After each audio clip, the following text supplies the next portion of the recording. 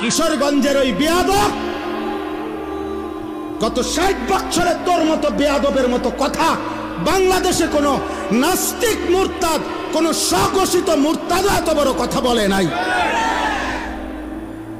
সে দেশের মা বোনদেরকে বলছে যে আপনারা আলেমের সন্তান পেটে নিবেন না।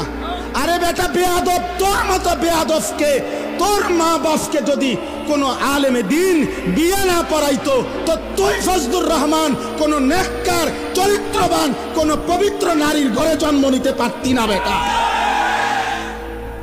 তুই এখন মোল্লা চেনো না? ইসলাম এক জিনিস, মোল্লাতন্ত্র আরেক জিনিস। ইসলাম তোর আব্বার, ইসলাম তোর বাবার নাকি বেটা?